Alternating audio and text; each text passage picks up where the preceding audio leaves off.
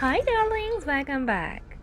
Okay, so a few videos ago, I believe, I made like a little, I don't know, satire video kind of about how Joseph is like S tier and whatever.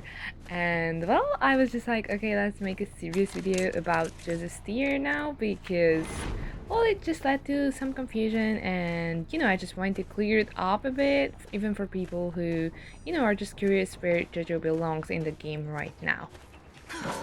So let's get into the whole point of it without anything else.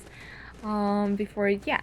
So basically, Joseph for the longest time has been considered a B tier hunter, which means that like the categories A and S tier are above this B, obviously. So yeah, technically what that means, if you don't know or if you didn't really like hear about tier lists and like strength ranking before Viver, then it basically means S tier hunters or S tier characters in general are considered to be the best, the most strongest ones, and you can obviously like kind of understand this by just looking at the skins in game. Obviously the S tier skins are better than A tier skins and B tier skins, so that's basically the same leaderboard they set up. Like a lot of people rank or categorize hunters and characters like survivors as well, and some even categorize maps and skills and whatever in this way.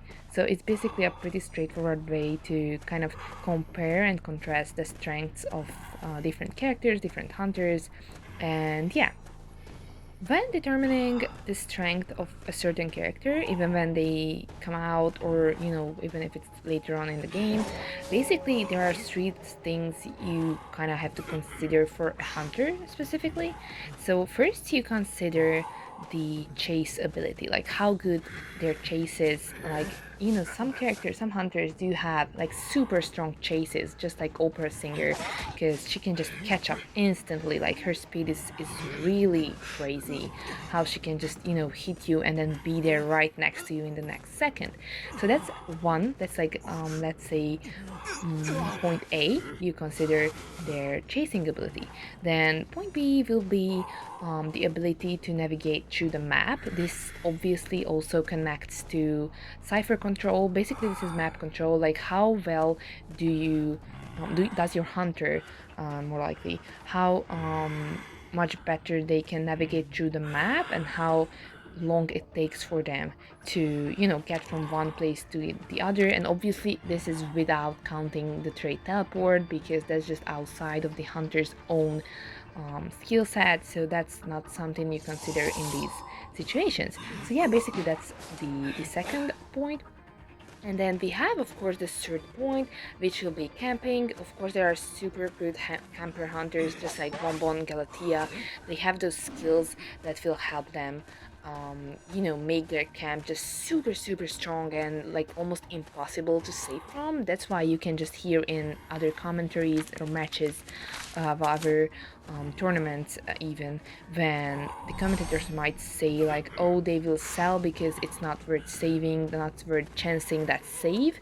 Because yeah, a lot of times these hunters, especially when played by professional players, they can be almost nearly impossible to save against, or you need like a great deal of luck to actually go through with the rescue and somehow distract the hunter or go for a double save in certain situations. So yeah, that's the third point we have here.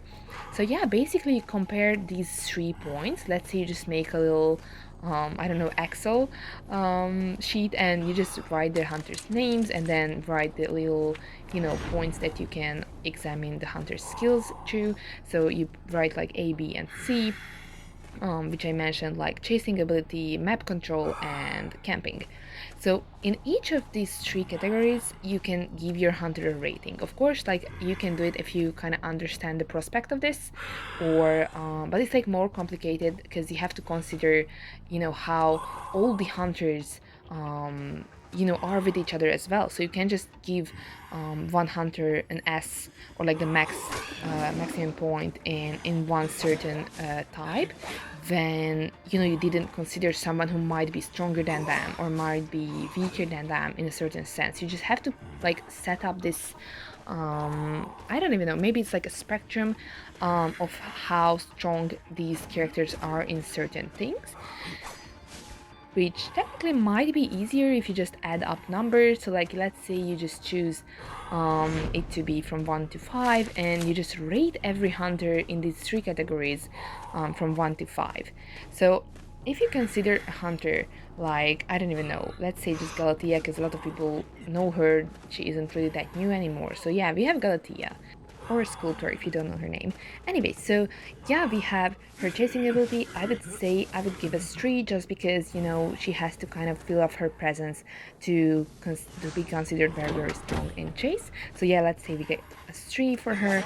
Then the second one is map control. She does have that very, very useful you know, like her carving knife. She can throw it and kind of like put statues up in like further away places even while camping, so that's very useful.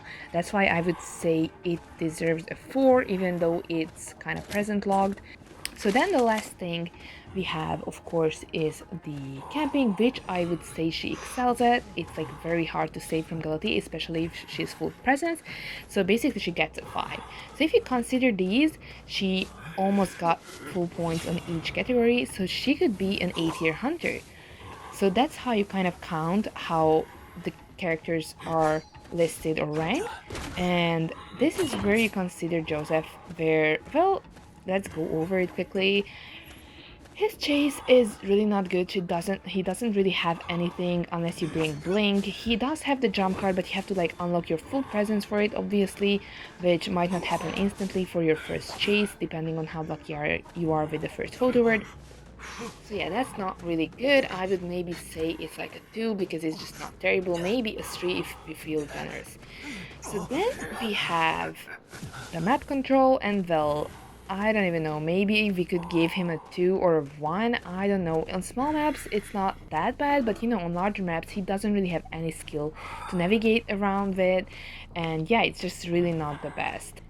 Still, you kind of have to consider that he isn't really the slowest of hunters. There are hunters whose speed, general walking speed, is slower, so that's why you can just give him the worst rating. This is what I mentioned a few minutes earlier when I said you have to kind of decide on these based on how the other hunters are decided. So yeah, lastly we have camping. I wouldn't say he's that strong of a camper. Maybe the only reason he could be considered is because his damage is, you know, sometimes unhealable, and his attack recovery, which is very useful with camping because you can follow up with the double hit pretty much instantly, like very soon. His attack recovery can be like even made like faster through the personality. So yeah, basically that's not the worst, but it's not the best either. So this, you can already tell, I'm sure, why Joseph like doesn't really excel in anything. That's why he's like very luck based. It really depends on if you get the terror shock, if you manage to pull off like a great immaculate early game, or if you get that down, you get the terror shock early game, you get the full presence early game. So yeah, it's basically that's how you can decide it. And yeah, he's sadly still a B tier hunter, I think. But yeah, hope this explained things to a few of you, and yeah, see you in the next one. Hope you enjoyed. Bye bye.